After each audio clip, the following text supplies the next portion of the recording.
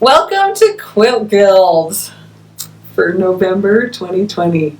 It's going to look a little different tonight, but we're going to try our best to roll with the craziness of the world. So, hope you're enjoying your dinner, and I hope you got your gift, and hope you love that too. So, while we start tonight, we got a thank you note from Oregon for sending the quilts to the fire victims. It says, thank you for your donation to the Sanitarium Canyon something Creek fire. And we sent with Trudy's son, we sent some, and we mailed some too. So thanks, ladies, for your donations. Okay, so birthdays. If you came and got a meal, I will give you your birthday gift. So hopefully that happened. This is pre-recorded, if you can't tell. In November, we have 2 birthdays. Lindsay Stevens on the 12th, and she's a new member, and Sammy Firth on the 23rd, and she's a new member too. And we met her at our September guild meeting. And in December, since we don't usually traditionally meet in December anyway, we have Lana Christensen on the 3rd, Barbara Barchi on the 8th, and the 18th is Nancy Skinner, and on the 23rd is Jody Harmon, and on the 30th is Debbie Wood. That's crazy. There's a lot in December. So, happy birthday to all of you, and there we go. Okay, next! In the newsletter, we talked about our theme for the month. It's backing. And we gave you some links from Just Get It Done Quilts. And Gudrun had some papers you can even print off, printables about ways to piece backs if you want to piece backs. So check those out. And just to put a plug in for anybody that's a quilter, they would really appreciate if you had at least 6 inches longer on your back and 4 inches on your width. For the length 6 inches, 4 inches width. I'm just putting that plug in. Maybe I just dealt with that. Anyway, okay, a reminder, are you marking your tally sheets? Have you marked them at all? You should mark them. There's going to be some really great prizes at the end of our year. Okay, we're not doing the fabric swap, if you can't tell, because we didn't meet. We will do both November's and January's in January, if we meet.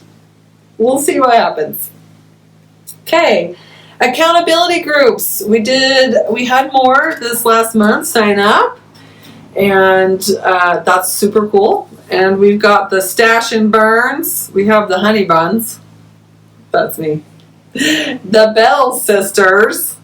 And she says ding and dumb. I don't know, Brenda.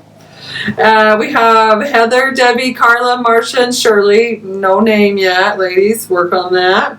We have Michelle, Nancy, and Lindsay. No name.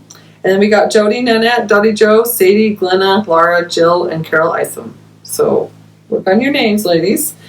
I hope those are working for you. I hope it's helping. I know my group, it's helped a lot.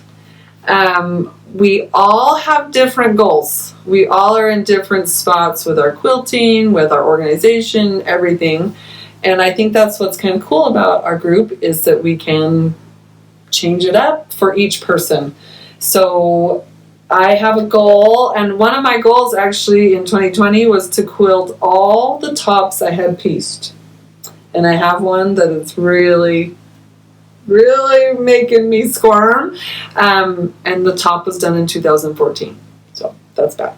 But I'm going to get it done before the end of the year. So I hope your accountability groups are helping you. And I hope that you find, if you don't have a group, if you want to find one still, that's great. Okay, we talked about organizing, we talked about pre-cuts, we had the video, and I have a couple things that I wanted to share with you, and it's UFOs, but this is a project tracker, and we will have links to it and send it with the email. But this is from allpeoplequilt.com. And I think the kind of the good thing about this one is, I'm going to show you both sizes. Sarah, when she did her scrap demonstration, she talked about recipe cards and having a tally sheet, like when she cuts parts of her pattern. Anyway, this is basically what this is. It's just another form, different way of doing it. But I like the thought of it because unlike maybe, no, I don't know anybody that doesn't get interrupted. So I get interrupted a lot. Like last night I was trying to do some sewing and I got interrupted by all 4 people that still live at this house. So this is a good way to mark it down so you know where you're at, kind of keep track of it. Another thing that's good about the tracking sheet is that if by some crazy chance you have to put it away for an extended period of time, that never happens here, you know right where you're at when you go back to it. And after trying to finish up some really old projects, I can appreciate that now.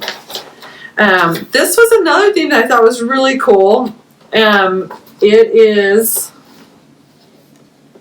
a UFO prevention toolkit. I thought this was good for me. Okay, so I'm going to run through it. We'll link, but the first question you ask yourself is, do you love it?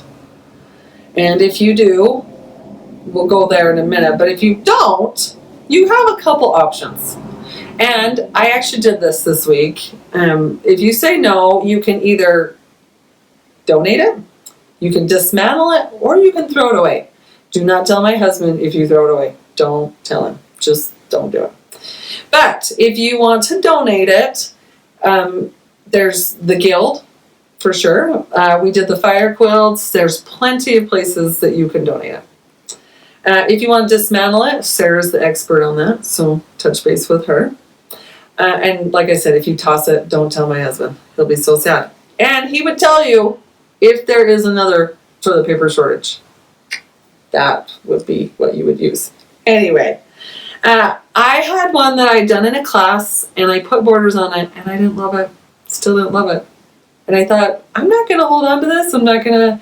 So I got a back ready for it. I'm going to donate it. So it's now off of my plate. So it's kind of nice. Okay, so if you do love it, your next question, do you have a plan for it? Do you? My friend Linda Timothy has a plan, and that's that she lets her grandkids, when they turn 12, I think. I could be misquoting. If they are 12, they get to go through her tops and pick one. So she kind of has it open, but it does have a plan. If you don't have a plan for it, then you go to the no column, and we already discussed that, but you know what to do with it. Okay, say you do have a plan for it, like you were supposed to make it for your son's 8th birthday. Just kidding, it's not me. Do you want to finish it, or do you have like a deadline to finish it? Maybe the deadline's passed. And if you don't want to finish it, say it's something you've started, maybe your really good friend likes it, give it to her. And she can finish it. I did that for one of my friends once, a long, long time ago. She didn't want to finish it, and it was almost done, and I finished it for her, and she gave it away. So, okay, you do want to finish it. The next question is, will you finish it within the next 12 months? This one's a little hard. If the answer is no, they say donate it. I don't know, because I have a lot of stuff that's way further out. But their point was, in this chart, is that if you do want to get it done within the next 12 months, the next question is, or not question, it says make a plan and set a deadline to get it done. I realize deadlines help me get things done.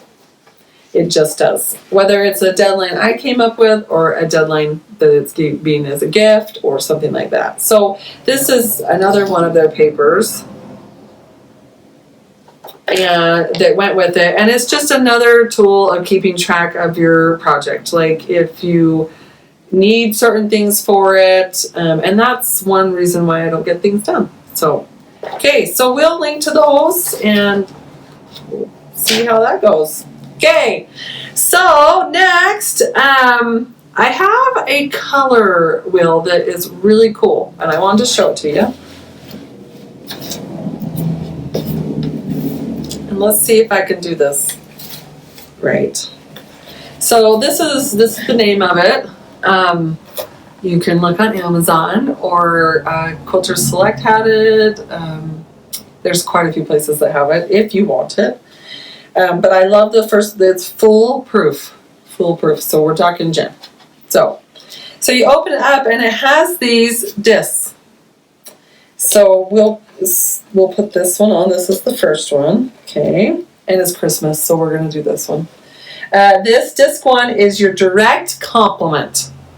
Right? On the color wheel, the color straight across from it. Okay, that's interesting. Orange and teal. Better? Okay. Brown and blue. I don't know. Anyway, this is direct complement. So this is kind of cool that if you had something, you're like, oh, I don't know, this would be fun to play with that. Okay, there's disc 1. Okay, disc 2. Oh, goodness. Okay, there. I got it on. Okay, disc 2 is the color Triad, which if we met tonight, you were supposed to bring your Triad for your focus fabric. But, okay, so it's 3. What I just really like that you can move this, so that you can kind of see the different colors together without pulling them all out of your stash. Okay, next is split complement. So not directly across, but it's the colors right next to the color that would have been across. So I think that's kind of interesting. I've never thought of that one. Oh, there goes that one. We're good. Next is color Turad. You guys will have to just humor me. Okay, there's your 4. This one is super cool because if you want more color in your quilt, this is a good way to see what would kind of complement. I think that one's kind of cool. Okay. Disc 5 is double complement. So not straight across, but each one straight across. Each one besides the one straight across. There you go, Jen. Okay. Disc 6, double complement. Complementary. So they're touching. So that's kind of cool.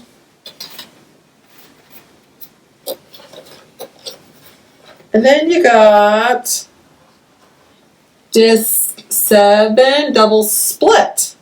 So this one is your main, and then it goes to each side of it and adds those in.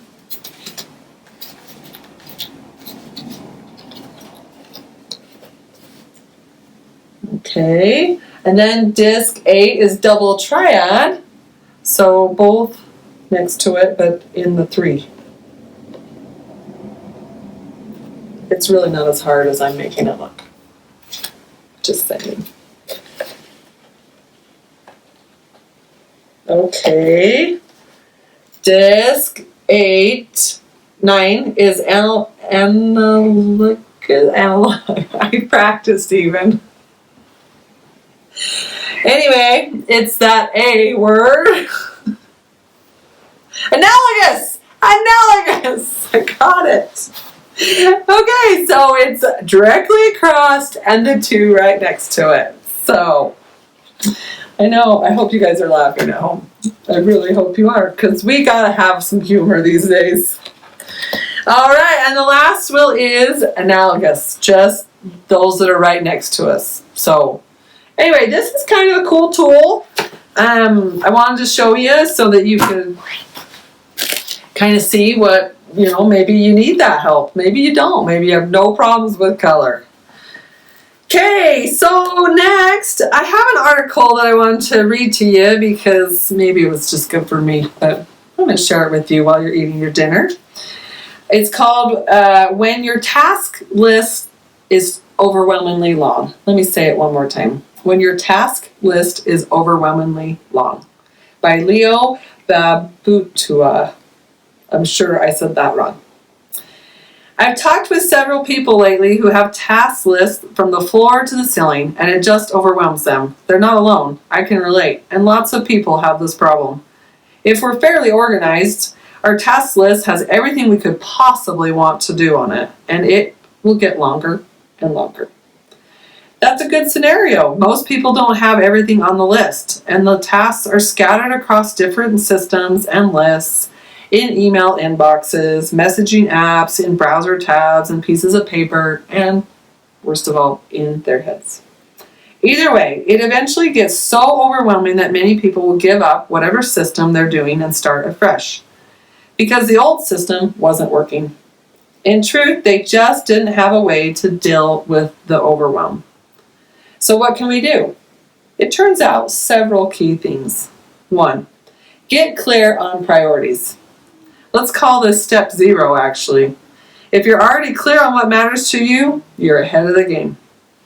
But think about this. If you don't know what matters, how can you focus on anything? Everything will seem urgent and important, and you'll be scattered in lots of directions.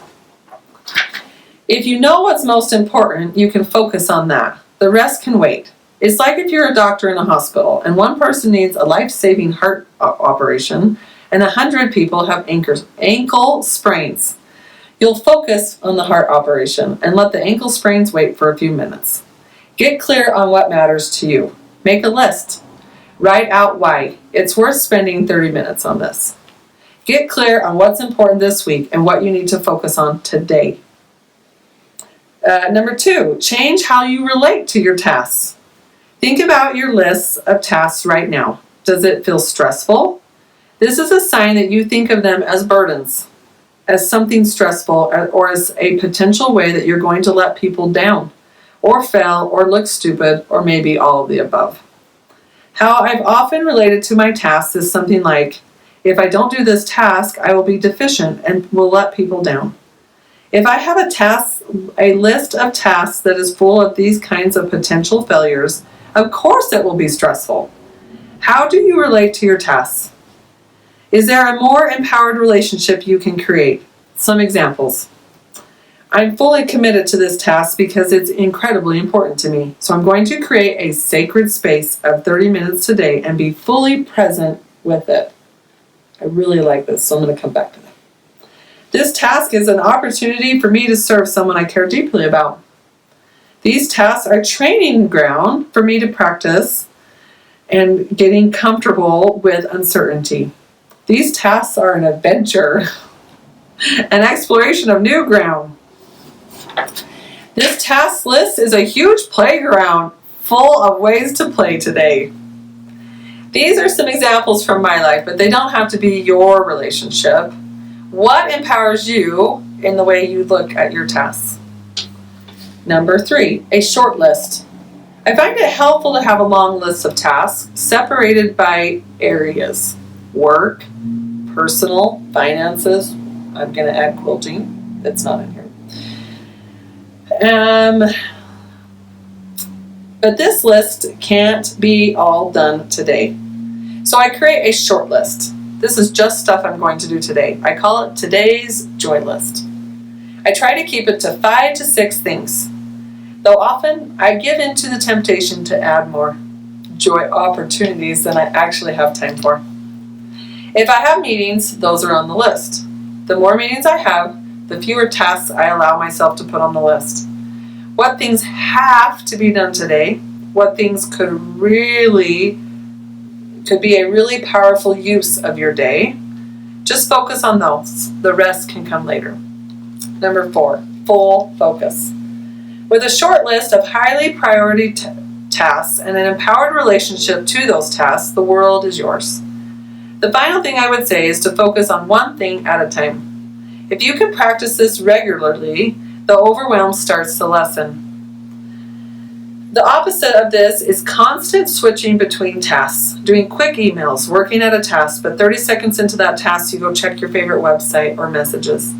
Full focus is picking something important to work on and then clearing everything else away. Make this the only thing in front of you. Notice the urge to go and do something else, breathe, and then focus back on the task. Let it be your whole world. Be grateful to have this task in front of you and to serve the people around you. So I thought this was a really good article, and yes, we will link it. But I thought it really applied to my sewing for sure and my quilting. I need to look at it different, that it's not a drudgery, that I want to do it and to make time for it. So that was a really good one. Okay, so here's a few things coming up, and I'd like to give you a little challenge, because why not? Moda is doing, they call it Countdown to Christmas 2020. It's Winter Frost, and they have some color suggestions, if you can't tell from the paper, and we'll link it. Their theme is Winter Frost, so look for fabric that invokes snow, winter, or hygie. Does anybody know what that means? Because I had to look. It is the Norwegian word for cozy. The blocks will range in size from 4-inch to 18-inch, and most blocks will be offered in 2 size options. The fabric requirements, loosely, 14 fat quarters, 3 yards of background, and 1 yard of accent fabric. But, you know, you can go scrappy too. We all know Sarah will. The countdown begins December 1st, and they will post daily until the 25th of December, with a bonus block on the 26th. So they list the ones that they're using, but you do not have to use those at all. We will link to it, but I have another page, sorry. I just got to keep dropping it. Some questions for the Moda Countdown to Christmas. How do you sign up for it? You follow it on the blog, so they'll post every day to their blog site. And they also have a Facebook, and good luck with that. You'll have to look that up. And it says what fabrics can you use, and they give you the resources. How much do you need? And we kind of went over those. And you can share them, and that it has a spot for the Facebook, so you just go to that link. And the dates are the first 2. They'll have the settings for these blocks on November 23rd and the 30th, and then they'll do another setting idea on the 28th. So there's 3 different ways of putting these blocks together. So I like that, or you can do your own thing. Anyway, if you have any questions, I'm sure they can answer them on there. But this is my challenge to you. If anybody wants to take this challenge, do it, and we will have a little something for you at Guild if anyone does this challenge.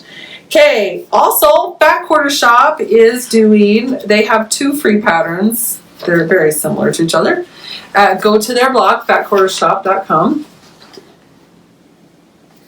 And it's called Mini Charming Christmas and Charming Christmas. And they are just super cute, fast. I'm going to make one for my front porch, so if anybody drives by, you'll have to hold me to it, make sure I get it done. I just wanted you to know about those. GE Quilt Designs on her YouTube channel is going to be doing a quick project for gift ideas. November 24th will be the first one, and they'll be like within an hour, like super quick things to make. Okay, one more thing to talk about, because you guys are almost done with your dinner. We're going to do a virtual retreat. I know it's not what maybe we planned on, but life is not working that way, so we're going to work with what we've got. So I put that in the newsletter, so email me if you would like to do it. I'm going to give you the tentative schedule so you can kind of see if it's something you'd like to do. Tentatively, we're going to do January 8th. If it works really well, we might do more, but this is how it's going to go, tentatively. At 9 a.m., we're going to have a Zoom. I'll send you a Zoom link, and you'll check in on Zoom, and it'll be everybody, and we'll just talk about what we're going to work on that day, like what we're going to sew on that day. And then you go back and sew on your project for that day. So noon, we're going to have lunch together, and we will be doing a sew and show at noon. So it will be probably 40 minutes. Who knows? It depends on how many we have. At 5 p.m., we'll have another check-in, and we're going to be playing a game at this one. And these will be Zoom, and I will send you all that. And if you don't know how to use Zoom, let me know, and we'll get you hooked up. 7 p.m. will be our happy hour. Grab your favorite drink or whatever you want, and meet, and we'll be discussing different ways to get UFOs done and things that maybe are our roadblocks. So we'll have all this in there, link to it, and I hope you had a good Quilt Guild. With the December project. Oh, I missed one thing. Good. My videographer is helping me. Gotta get my drink. December, for the month of December. You guys have this calendar in your binders. We're going to give you some challenges every day. December 1st, sew for 10 minutes. Maybe you know that you have something on one of these days. Switch it up. Take one day and switch it to the next. But they're really cute little ideas just to get you going and keep you sewing through the holidays. And hopefully you have all your Christmas projects done, and so you can do this. And maybe this could help with that too. So look at your calendar, and we'll be sewing together, not together, safely. So that's all for this chat with Jen for our virtual quilt retreat this evening. I hope you guys had a good Quilt Guild, and if you have any questions or anything, get a hold of me and we will go with that. So Merry Christmas, and I hope you have a great Thanksgiving.